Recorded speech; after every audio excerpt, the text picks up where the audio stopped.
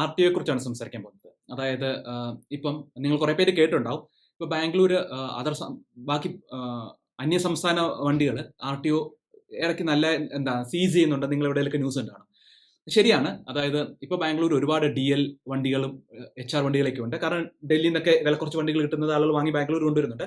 നമ്മുടെ ചാനൽ അതിനെക്കുറിച്ച് ഒരു വീഡിയോ ചെയ്തിട്ടുണ്ട്, ഡീലർമാരുടെ കുറിച്ച്. അപ്പോൾ അതൊന്ന് ചെക്കൗട്ട് ചെയ്യുക ഇതിനിടയ്ക്ക്. അപ്പം ഓക്കെ, ഇവർ കൂടാതെ നമ്മുടെ തമിഴ്നാട്, കേരളം, ആന്ധ്ര എന്നിങ്ങനെ എല്ലാ സംസ്ഥാനങ്ങളും ബാംഗ്ലൂർ കാരണം ഒരു ഹബ്ബാണല്ലോ വരുന്നുണ്ട്. അപ്പോൾ ആർ ടി ഒ കഴിഞ്ഞ ഒരു മാസമായിട്ട് അത്യാവശ്യം നല്ല ചെക്കിങ് ഇവിടെ നടക്കുന്നുണ്ട്. അതായത് അന്യസംസ്ഥാന വണ്ടി കാണുകയാണെങ്കിൽ ഉടനെ തന്നെ തടഞ്ഞു നിർത്തുകയും നമ്മളോട് എന്നാണ് നമ്മളിവിടെ എത്തിയത് നമുക്ക് തെളിയിക്കാൻ പറ്റുന്നില്ലെന്നുണ്ടെങ്കിൽ വണ്ടി നമ്മൾ സീസ് ചെയ്യുകയും ചെയ്യും. അതായത് ലീഗലി നമുക്ക് 11 മാസമാണ് നമുക്ക് ഒരു വർഷം, അല്ലെങ്കിൽ 11 മാസമാണ് നമുക്കിവിടെ നമുക്ക് ഈ സ്റ്റേറ്റിൽ നമുക്ക് ടാക്സ് അടയ്ക്കാതെ കറങ്ങാൻ പറ്റുന്നത്. പക്ഷേ ആർ ടി ഒ അറിയാമല്ലോ, അവർ പിടിച്ചു കഴിഞ്ഞാൽ 11 മാസത്തിന്റെ റൂൾ ഒന്നും അവർ നോക്കുന്നില്ല. ഒരു മാസം 2 മാസം ഒക്കെ കഴിഞ്ഞു കഴിഞ്ഞാൽ അവർ പ്രശ്നം ഉണ്ടാക്കുന്നതാണ്. അപ്പോൾ അതുപോലെ നമ്മൾ വരുമ്പോൾ നിങ്ങൾ എന്താണ് ശ്രദ്ധിക്കേണ്ടതെന്ന് വെച്ച് കഴിഞ്ഞാൽ, അപ്പോൾ നിങ്ങൾ മസ്റ്റായിട്ട് കേരളത്തിൽ നിന്ന് വരുമ്പം കുറച്ചെങ്കിലും പെട്രോൾ കേരളത്തിൽ നിന്ന് അടിക്കുക. തമിഴ്നാട്ടിൽ വിലക്കുറവാണ് തമിഴ്നാട്ടിൽ കൂടാണ് വരുന്നതെന്ന് കരുതി അവിടെ നിന്ന് പെട്രോൾ അടിക്കാൻ നിൽക്കരുത്. കേരളത്തിൽ കുറച്ചെങ്കിലും പെട്രോൾ അടിച്ച് ബില്ല് വാങ്ങുക. വണ്ടിയുടെ നമ്പർ ഉൾപ്പെടെ ബില്ല് വാങ്ങുക.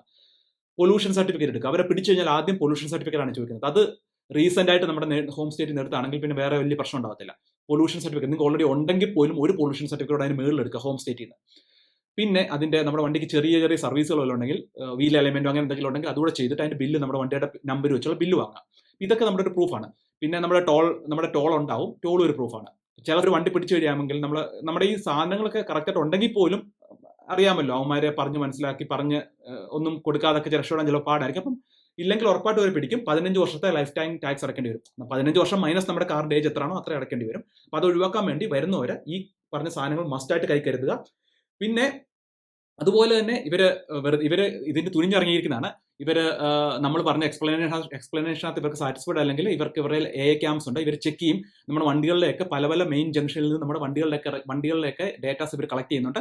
നമ്മുടെ ഈ വണ്ടി ഇതിനു മുമ്പ് എത്ര നാൾ ബാംഗ്ലൂർ ഉണ്ടായിരുന്നു നമുക്ക് അടിച്ചു നോക്കി കഴിഞ്ഞാൽ അവർക്ക് കിട്ടും. കാരണം അവർ പലയിടത്തായിട്ട് ക്യാമറ വെച്ചിട്ട് അന്യസംസ്ഥാന വണ്ടികളുടെ നമ്പർ ഫീഡ് ചെയ്യുന്നുണ്ട്. അപ്പോൾ അവർക്ക് ഇത് ഡേറ്റാസ് കിട്ടും.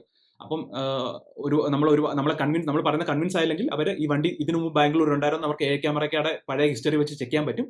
അതുപോലെ നമ്മുടെ വണ്ടിക്ക് ബാംഗ്ലൂർ പണ്ടൊക്കെ വല്ല ഫൈൻ വല്ലതും കിട്ടിയിട്ടുണ്ടെങ്കിൽ അവർ അതും പറഞ്ഞ് ഡിഫെൻഡ് ചെയ്യും. അതായത് നിങ്ങൾ പണ്ട് നേരത്തെ ഉണ്ടായിരുന്നൊക്കെ പറഞ്ഞ് ഡിഫെൻഡ് ചെയ്യും. അപ്പോൾ പിടിച്ചാൽ കുറച്ച് പാടാണ്. പക്ഷേ എന്നിരുന്നാലും വരുമ്പോൾ ഈ ഡോക്യുമെന്റ്സ് ഒക്കെ കൊണ്ടുവരിക. ഈ ഡോക്യുമെന്റ്സ് ഒക്കെ ഉണ്ടെങ്കിൽ അറ്റ്ലീസ്റ്റ് നമ്മുടെ ഭാഗം ക്ലിയർ ആണ്, നമുക്ക് ഒരു പോയിന്റ് ഉണ്ടാവും. അപ്പം എൻ്റെ ചാനലിലെ വീഡിയോസ് ഒക്കെ ഇഷ്ടപ്പെടുവാണെങ്കിൽ ഒന്ന് ചെക്കൗട്ട് ചെയ്യുക, സപ്പോർട്ട് ചെയ്യുക. See in the next video. By.